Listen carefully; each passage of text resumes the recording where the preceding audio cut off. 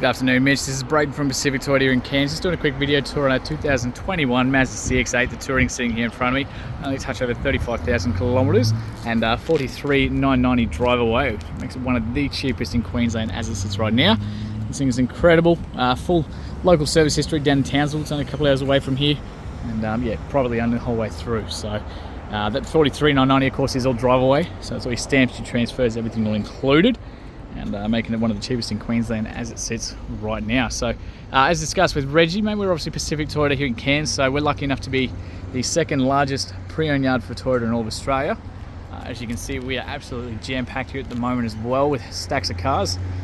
We've got service departments and Lexus Toyota showrooms up the hill there as well, which means you get some absolutely awesome cars just like this one. So of course we don't touch anything that's been flood damaged or hail damaged or anything like that either. A little bit of dust across the roof and that, obviously just being on the against the highway there. They do collect a little bit, but obviously we get them re-detailed before we send them down. So there's just a tiny little chip on this side and a tiny little one on the other side as well, currently in the windscreen. So we have a talk to Reggie and see if, because they're not actually in the driver's view or anything like that, I don't believe they're part of the roadworthy, but I'll happy to talk to Reggie and see if it is a concern for you. It's always something we can look at. Like I said, whole idea of this video is just to be as transparent as we possibly can. Across the front, just a tiny little bit of dust, obviously. Very small little hairline mark just up there. And a little one just there. But only very, very sort of fine. You can't actually feel them in the paint or anything. Same thing, a couple of little stone chips and stuff like that. That's all coming off of my hand. And same thing, very tidy through the rest of the bonnet by the looks of it as well. The rest of that's just all coming off. So I did tilt these wheels out because I wanted you to see up through the tread. So absolutely stacks of tread left in those guys. You can see a little indicator just on the inside there, so probably good, about 70% left on them. Very, very tidy looking wheels. Obviously being the Touring, we've got these nice sort of charcoal coloured alloys on there as well. Little parking sensors all across the front here too. Obviously you've got this the super aggressive grille on the front that your Mazdas all have. Again, the parking sensors the whole way around. And not too bad through the rest of the front.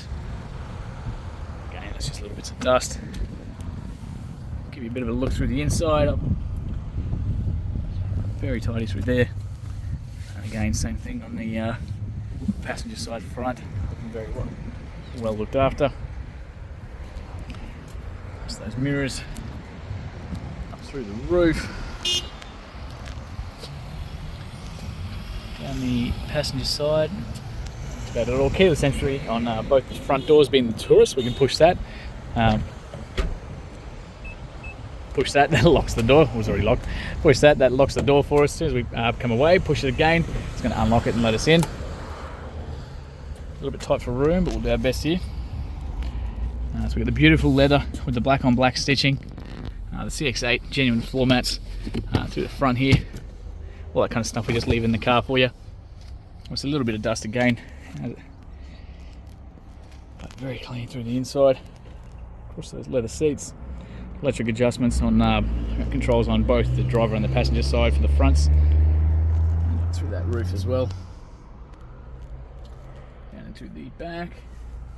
Now while we're here, I'll just quickly take you through the service history. All your books and your manuals are all through the inside, and like I said, full service history. So first service through Garbutt Mazda down south.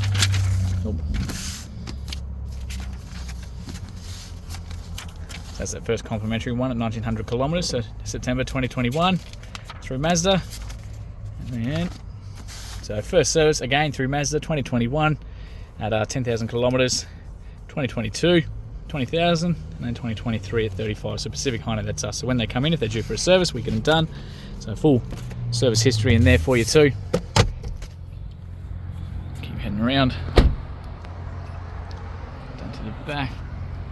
It's just a tiny little bit of a hairline mark just there, and obviously they are pre-owned cars at the end of the day. They're all going to have little marks and stuff, but we try and be as picky as we can. But like I said, we'll try and be whole point of this video is to be as transparent as possible with you.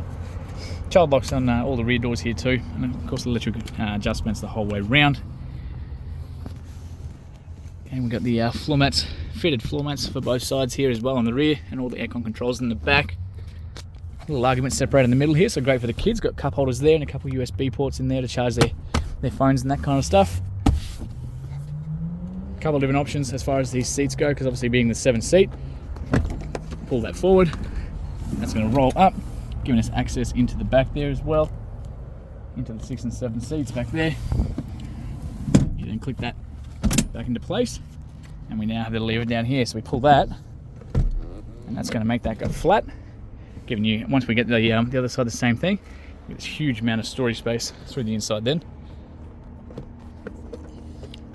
You get stacks and stacks of room. So I'll leave that down just so you can see yourself. Fuel inlet's obviously on the passenger side here too. Very tidy rim by the look of it as well. And again, absolutely stacks of tread on the inside there. Just the one key at the moment with this one. So it is whatever the previous owners trade with it. So if they've lost or damaged it, unfortunately it is just the one.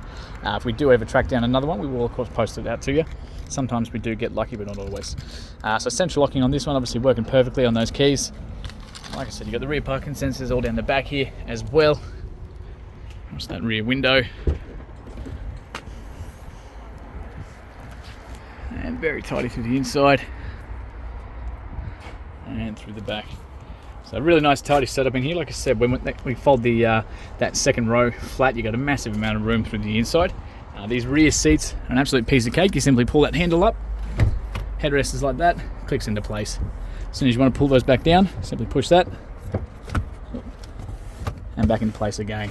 So you got 3 child anchor points, and one of the few cars that have actually got the child anchor points in these 6 and 7 seats as well. Almost no 7-seater in these wagons has that. So accessory plugs in the back, cargo holders, places to obviously tie things down and stuff like that in the back here too. And of course your seatbelt's all tucked up away in the neatly on the side there. A bunch of storage on the outside, so good for with the kids and that sort of thing. We've got another second row of storage underneath there too, and then your jack, spare tyre, all up underneath there as well, tucked away nice and neatly, just like so. Keep cruising around for you, and through this back side.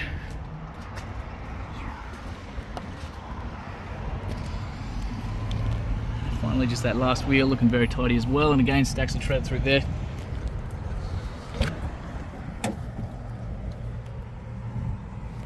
Very tight looking door card by the looks as well. Again through those seats too. So again, the exact same controls on this side.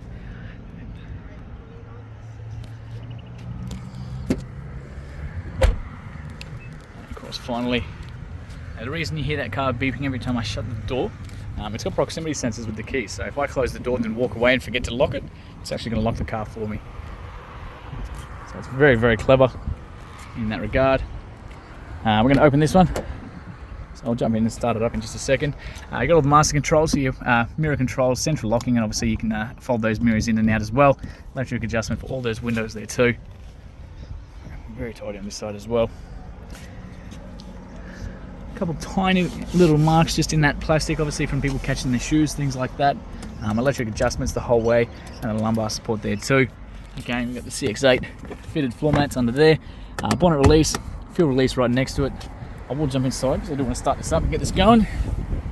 So foot on the brake, as soon as you got it far enough in, that's going to light up green so we know we can start it up.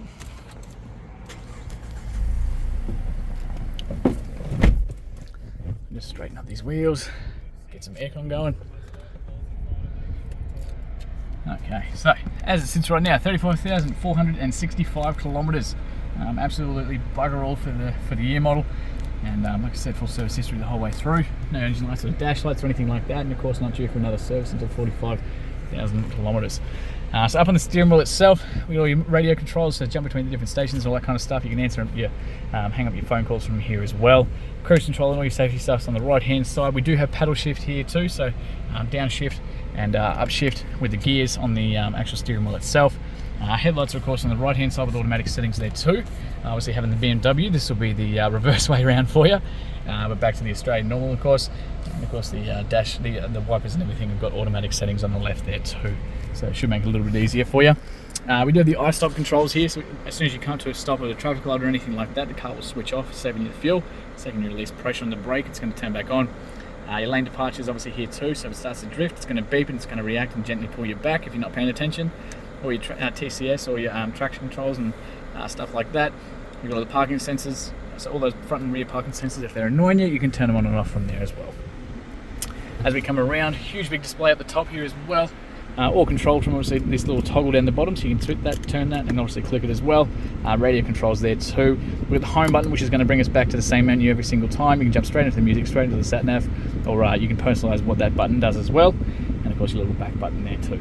Electric handbrakes down the bottom there. Sports mode, as you can see, will engage down the bottom left there corner there too.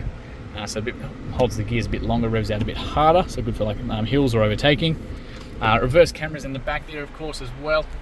Don't stress about that screen. That is literally just because I've got an Android phone, and some of these LCD screens don't like it. So if we literally just get the camera on the right angle, it stops.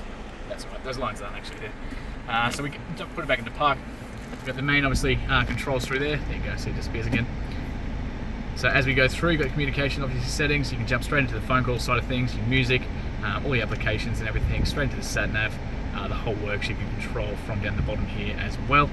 And once we chuck it into reverse, obviously you've got your camera there too with the sensors picking the cars at the back.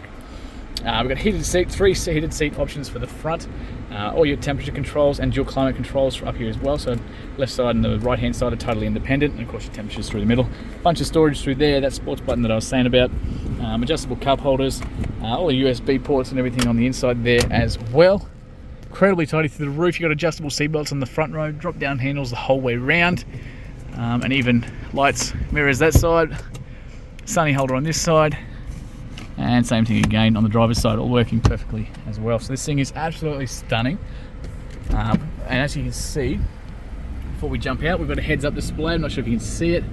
Try and zoom in. You can see it just there, basically.